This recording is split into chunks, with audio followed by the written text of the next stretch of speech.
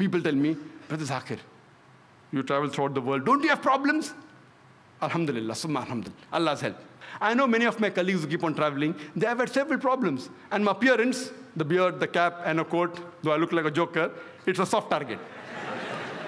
But with God's grace, with Allah's grace, alhamdulillah, I never had problems. I spent time, many a times, with these immigration and police officers.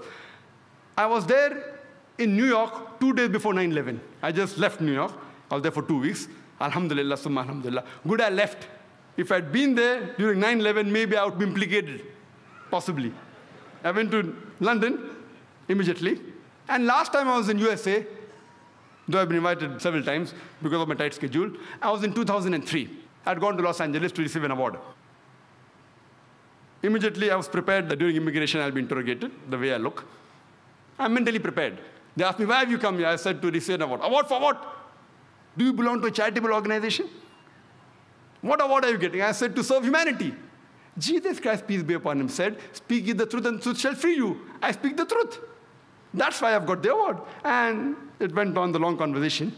Later on, I went to the customs, and I purposely say, I've come for an Islamic conference. Islamic conference, go for checking. They open my bag, and they see my video cassette. Terrorism and Jihad. And on that cover, there is a pistol. So the custom officer says, do you believe in jihad? I said, yes, I believe in jihad. Even Jesus Christ believed in jihad, in striving and struggling. No, I mean, do you believe in fighting? I said, you read your Bible. If you read the Bible speaks about fighting.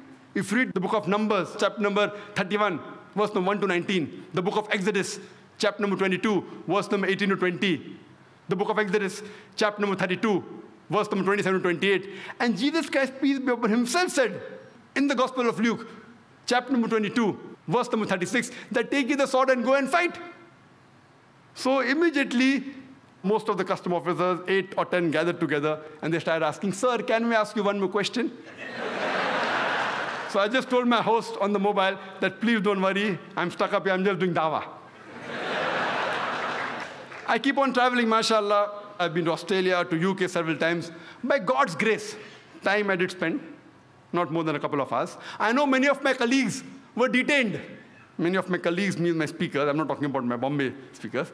I'm talking about the international speakers who keep on traveling. They have been detained. They have been deported. Allah's grace that so far, I have not been detained. I haven't been deported. Maximum half an hour dawah. And I see to it that whenever I get opportunity, I grab it.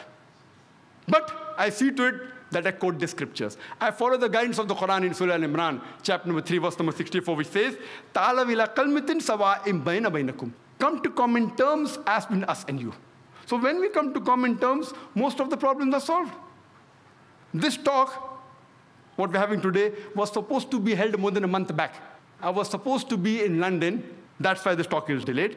And when I landed on the 10th of August on Heathrow Airport, and I received a call from my wife. Zakir, where are you? I said, why? No, are you in the airport outside? What happened? I said, no, we just received information that there are some 21 Muslims arrested who are supposed to do bomb blasts, etc., etc. But alhamdulillah, I had my own camera crew with me. We were 12 of us. All of them, cap, beard, God's grace, we passed through very well. I had my talk in Birmingham. It was successful. Next day, sometimes we go and do shooting. So next day, we went to one of the Jewish graveyards, and we were shooting. Shooting, not shooting, we were recording. We in our lingo, we say shooting means recording on the video camera, just to get stock shot of the city. And we spent a couple of hours in the Jewish graveyard. Later on, we went to one of the churches, did the recording shooting. Then we went for breakfast, and we came back to the hotel in the afternoon. Then we get information. The police of Birmingham, they're trying to track us down. Maybe some passerby went and complained. They were looking for 7 or 8 terrorists with cap and beard. Who are these people? They had the number plate, and they knew it was a green car. So what they did, they phoned the insurance company, and they tried to find out where we were, and finally they located us in the hotel. But luckily, while doing inquiry, they even happened to speak with the person who I had breakfast with, and he happened to be a very famous politician, Muslim politician. So when the chief of that area, of that police station, spoke to him, that we're looking for these terrorists, he said, what nonsense they're talking? Do you know 2 months back, I had given a DVD of a person by the name of Dr. Zakir Naik. He said, yes, he's the same person. Oh, same person. Problem solved. The passerbys who had reported, beard is dangerous. Beard, cap, dangerous. You have to be careful. But again, God's help, Allah's help, and I'm safely back here. Otherwise, I wouldn't have been here to give the talk. We Muslims should not be afraid. We should speak the truth, but with hikmah. We have to be careful. Allah says in the Quran, in Surah Nahl, chapter number 16, verse number 125, Udu ila sabili rabbika bil hikmah wal mu'azzatil hasna wajadilum billati ahsan. Invite all to the way of thy Lord with wisdom and beautiful preaching, and argue with them and reason with them in the ways that are best and most gracious. When we speak, we have to speak with hikmah.